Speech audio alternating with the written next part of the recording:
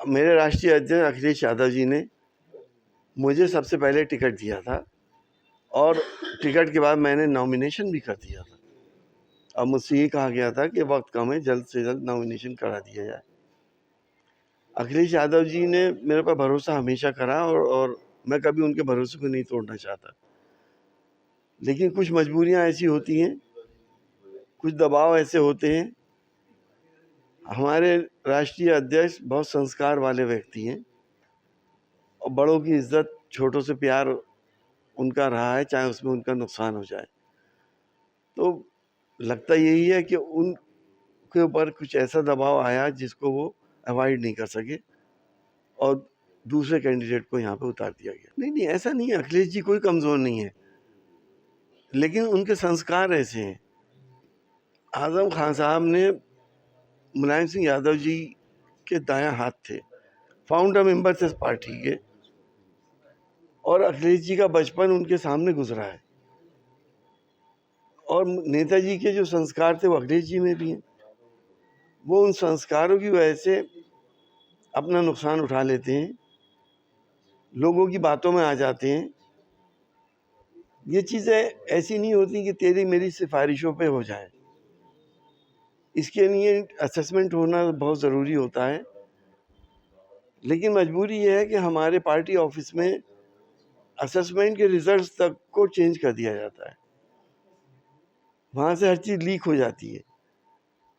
हिंदुस्तान के सबसे बड़े रिलीजियस लीडर जिन्होंने मुझसे बगैर कहे ना मेरी सिफारिश पे अखिलेश यादव जी को लेटर भेजा, मुझे तो जब पता चला जब वो वायरल हुआ।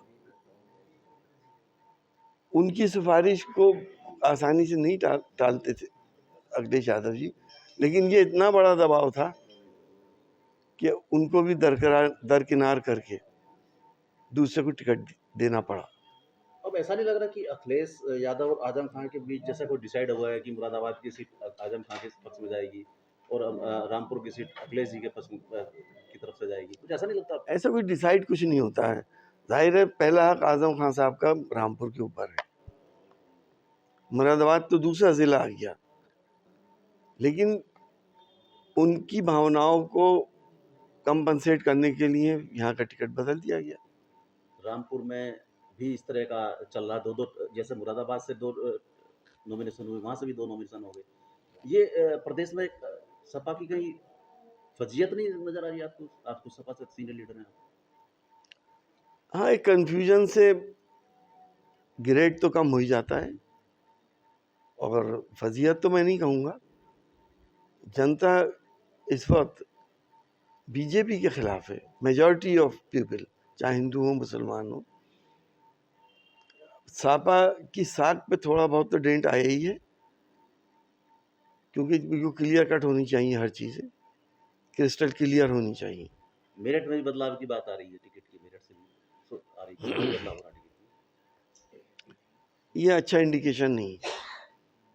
आप, मैं अगर एक कौम की बात करूं, आप बहुत बड़ा मुस्लिम चेहरा रहे हैं, राजनीति की बात करें, अब उत्तर प्रदेश में कोई नहीं रहेगा अगर, क्योंकि आपका टिकट कट गया, ये मुस्लिम समाज में किस तरह का मैसेज जाएगा?